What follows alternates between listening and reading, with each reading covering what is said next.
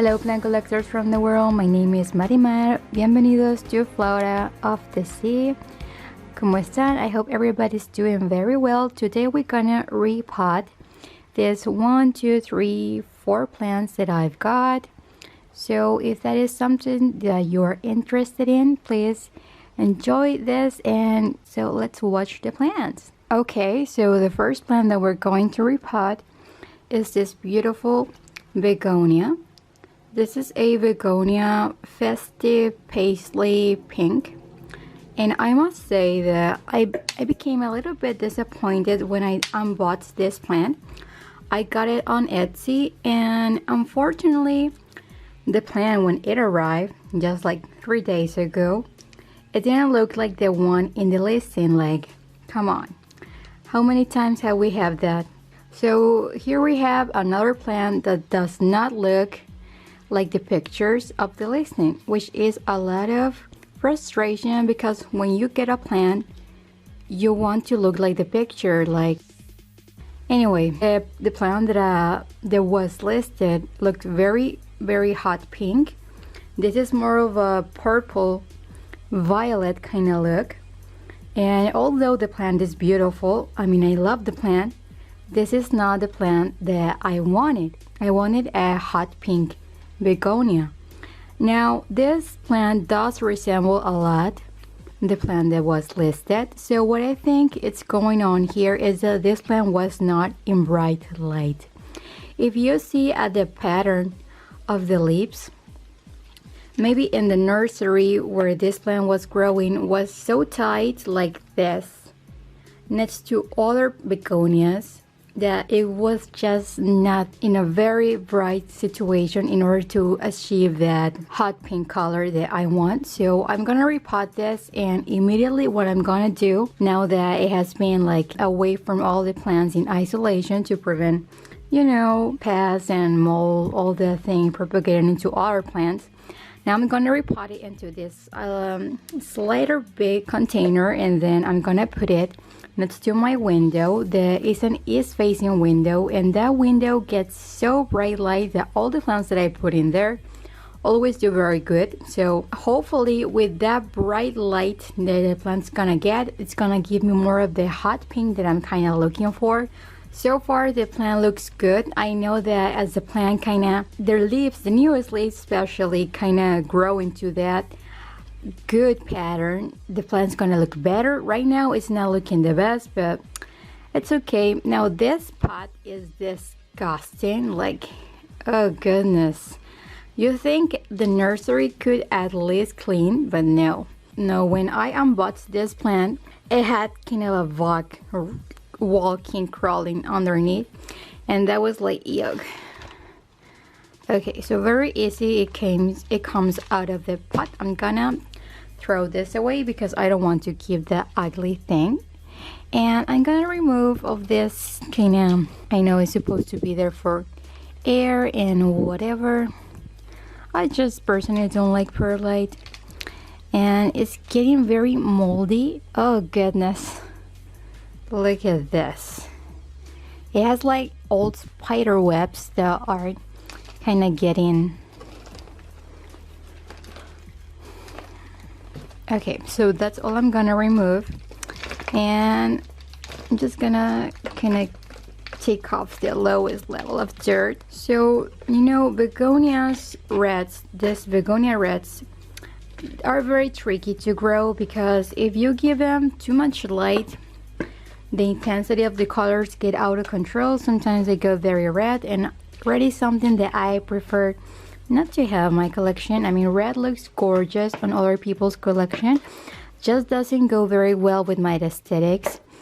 And sometimes if you don't give the plant enough light, it's not gonna grow any of the intense colors that we want. So I have had other begonia reds that didn't do well for me until I put them near the light, and others that, as long as I kept them moist and away from very bright light, they do also very well. So begonia reds is always something that is like, it never works the same for all of them. There's not like, this is a begonia rule, Begonia reds rule, it's gonna do well to all begonia reds. It doesn't work that way.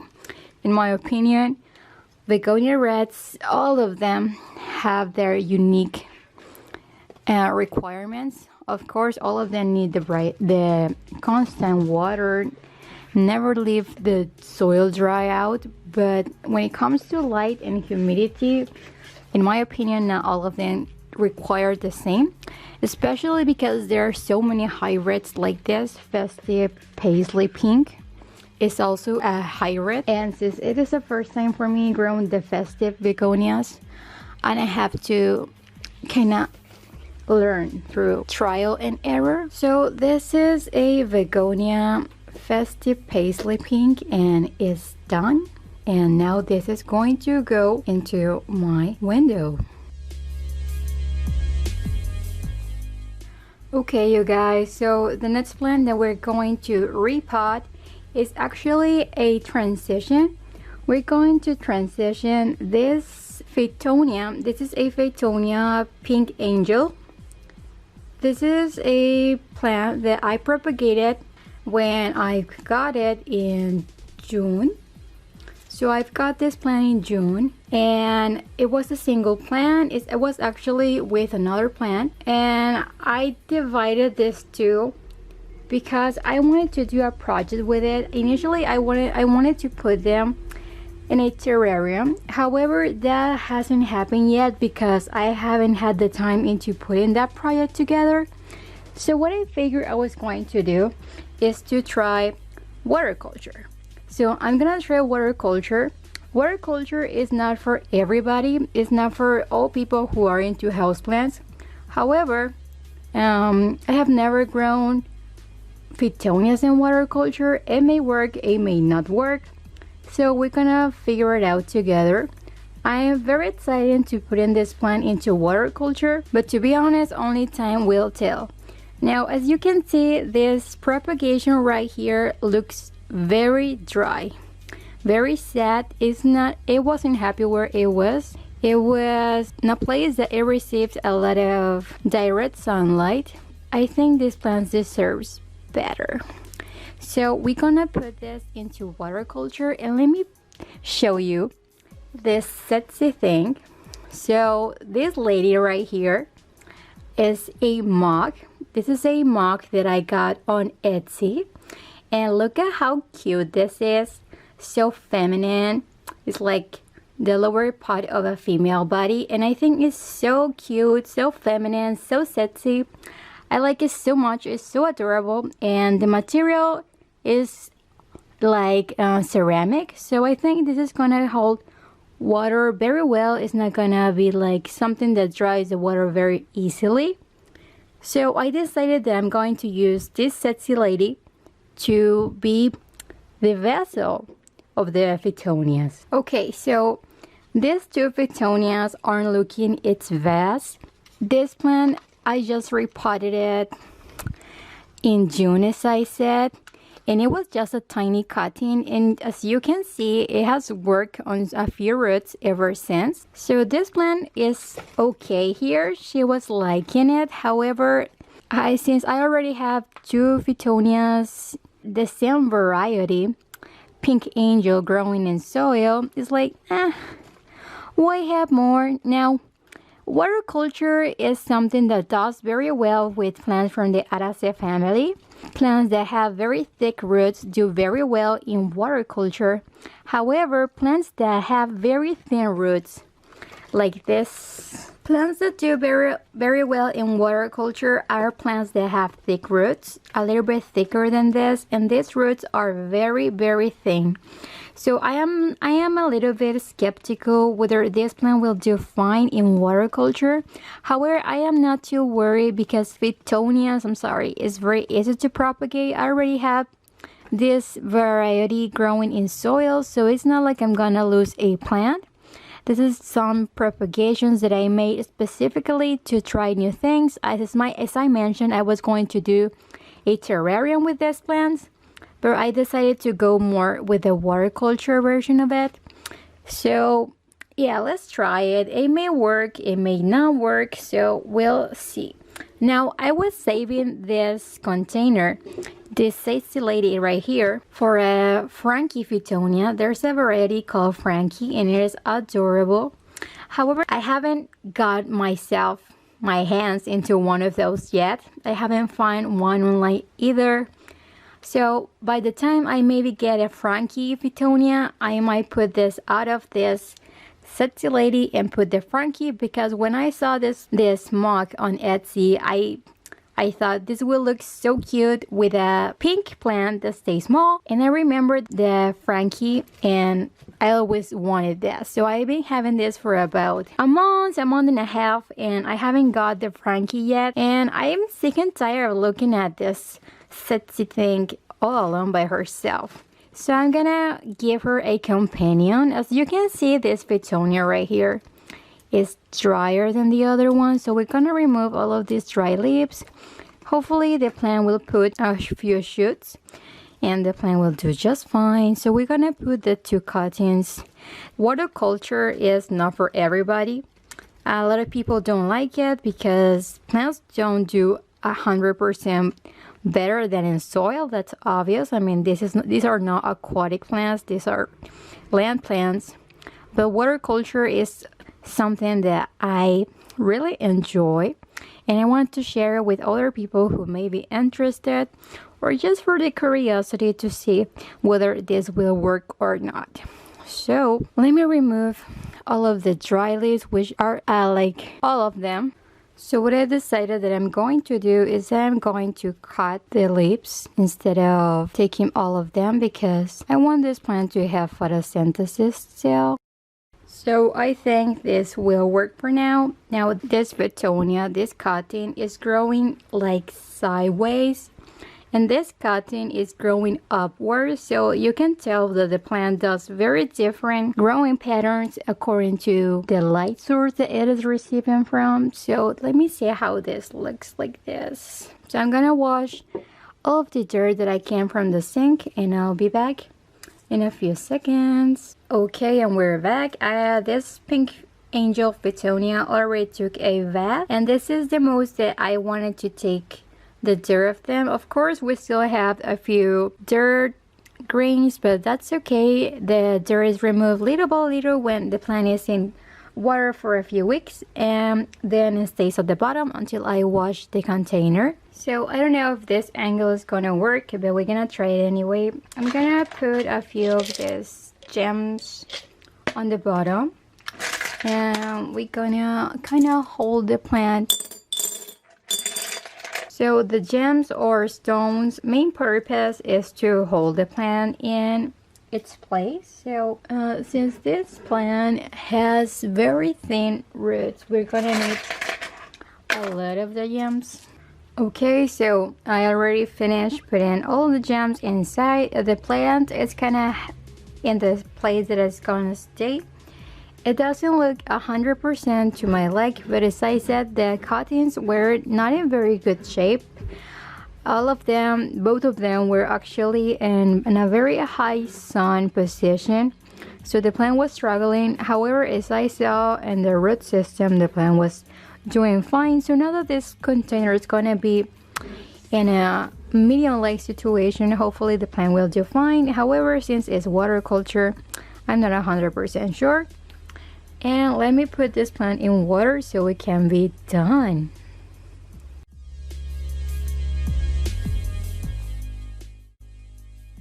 Okay, so now we have these 2 plants left to repot. I have here this Epicea Christina K, and I also got this Oxalis. This is an Oxalis plum crazy plum. I'm not too sure about the variety name. I think it's plum crazy Oxalis. So I'm going to repot this too, and let's start with this tiny Oxalis.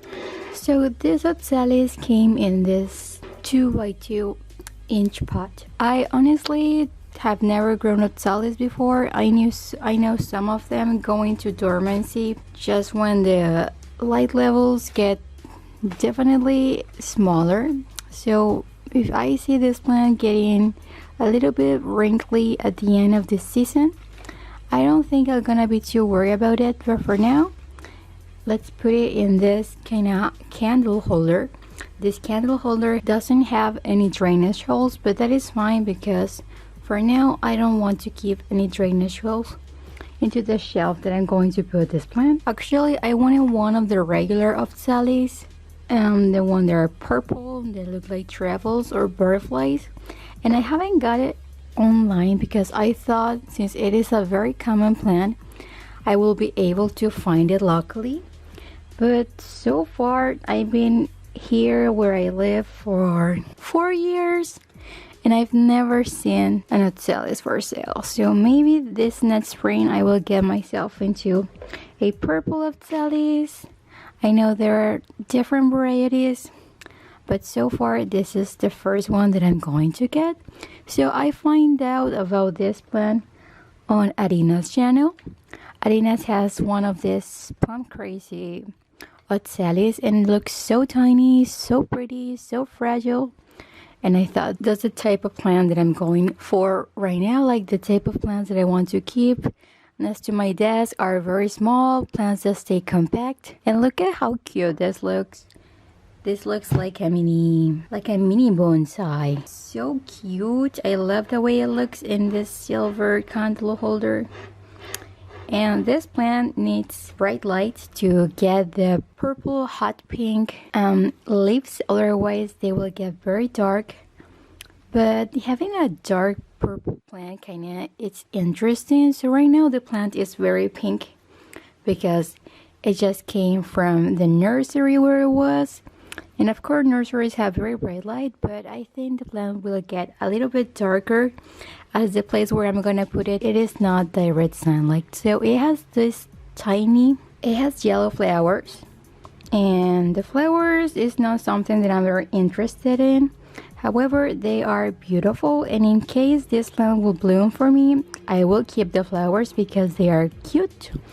However, since I am not going to keep this plant in direct sunlight, I do not know if the plant will bloom because some plants need high levels of light to bloom. But it's not like the main thing I'm growing this plant for, so I'm not gonna keep it in any sort of grow light for now. And this is my oxalis. Okay, so now I'm gonna talk about this epicea. This is an Epicea Christina K. However, I do not know if this is actually the real name of the variety, because Christina K is a variety that has very bright kind of hot pink margins on the leaves, and this plant does not have bright hot pink margins. The margins are kind of green. So this plant is beautiful. I really like it. However, this is not the plant that I wanted. This kind of leaves like very dark and then hot pink veining. So I don't know if I got a mislabeled plant. I don't know if this plant is gonna change the pattern of their leaves if I give it more light. Maybe that's what I'm hoping for. I'm gonna put this next to very bright light, and hopefully the color of the leaves will change. They will turn pink, and if that doesn't happen, then I'm going to be disappointed because this is not an Epicea Christina K. This is another variety, and the seller kind of doesn't know the real Christina K. Maybe the seller thinks that this was one, but this is not so for a Christina K. So again, I bought from a seller that kind of grows the plants in this recycled gelatin, like dry fruit kind of container, and it has moss at the bottom. Moss is good for growing cuttings, but not for growing plants, I think. So I'm gonna remove all of the moss, and these are supposed to be 2 cuttings. I was thinking whether I wanted to keep both cuttings together, but I want to put each one in this container. This is a mug and this is a vert. So I got the vert at Walmart like a few months ago, maybe in early spring, and I got this mug on Target like a year ago. And here we have 2 different cuttings. So I'm gonna keep the largest cutting in the vert, and I'm going to put the smallest cutting here in this mug. So no, none of these containers have drainage holes. This one has one at the bottom that I'm gonna keep locked because I know drainage holes are very important for a lot of people.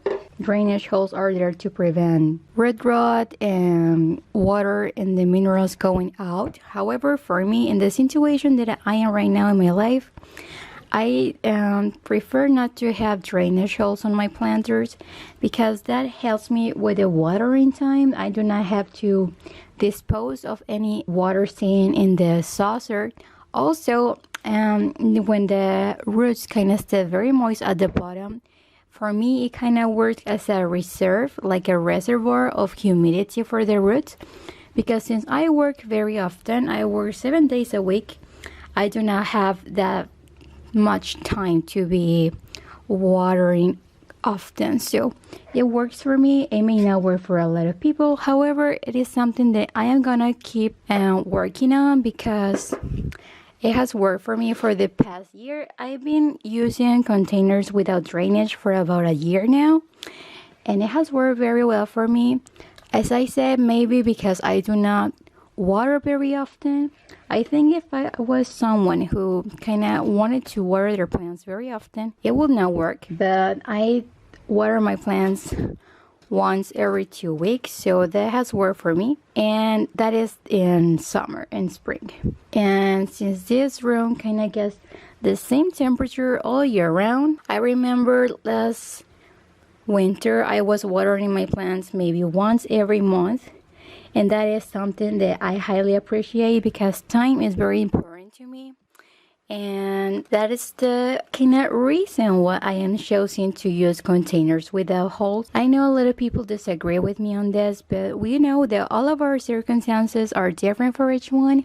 Not all of us can overwork like myself, but I do, and at this stage in my life, I need all the help that I can get. And so far, I've been seeing containers like this mug without holes as a reservoir. Like, as I said, I don't waste the water stays at the bottom, and in a few days when the plant needs watering again from like the upper side dries, the roots are forced to go downwards to look for the humidity, and that has helped me a lot because the plant waters itself for longer, and I don't need to worry that the plant's getting drier.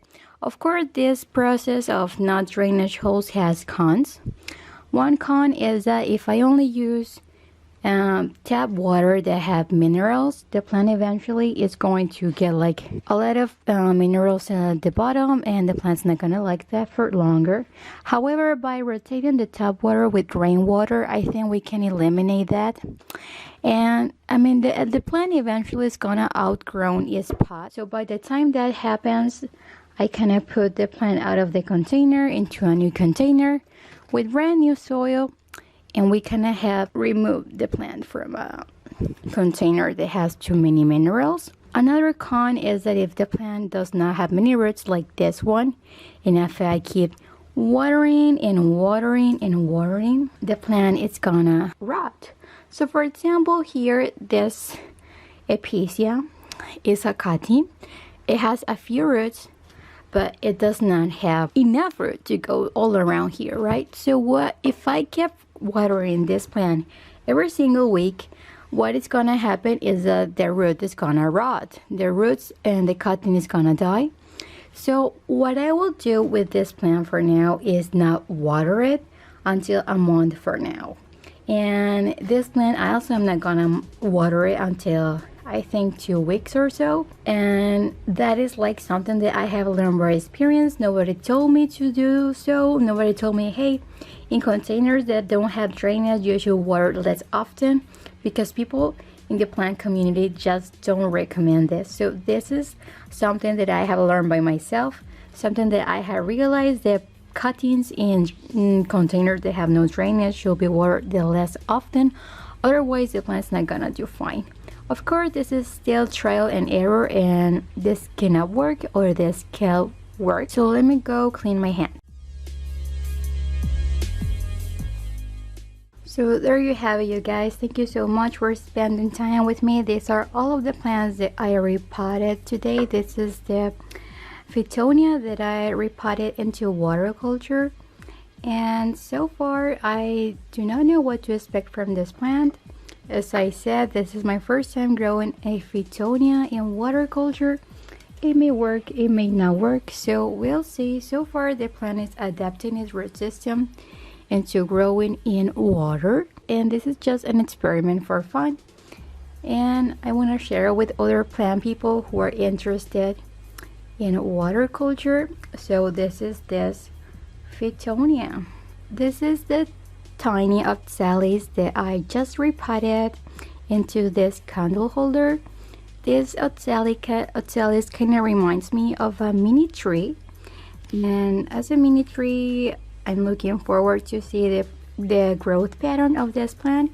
As I mentioned before, this is my first time growing an oxalis. I have never owned oxalis before. So actually all of these plants, none of them have drainage holes, and as I mentioned, that is something that I have preferred. I have taken the risk to have grow plants in planters that do not have drainage holes for my own benefit. This could be kind of selfish for some people, like you're putting to planting to rest just to not have to water often, and I totally understand that. But the situation which I am in my life right now, I need all the help that I can get, and if I can get help from a container without drainage, I'll take the risk. And to be honest, this plant thing, this plant collection hobby is all about having fun, trying new things. As you can see, I am not your average plant tuber. I am not the average plant collector. I love to break the rules. I do not use terracotta.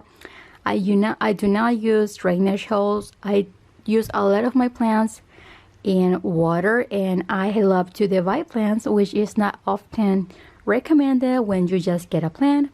So I mean, like, if I'm already like the black sheep in the plant community, I might as well have fun with this. And this is kind of like the largest plant, and actually, as you can see, this plant kind of has a lot of shoots, and I could have divided this plant. However, since I have yet to kind of convince myself to grow Begonia in water culture, I did not divide this plant because I just don't want to have two of this. So lucky her, she got to stay in the same pot that she is, and hopefully she will like her growing medium. So this is this Begonia Festive Paisley Pink, and I hope it gets more pink because it wasn't very pink when I got it. So now that it is in more bright light situation, hopefully it will give me that hot pink color that I was kind of looking for. And talking about plants that do not look like the listing and doesn't even resemble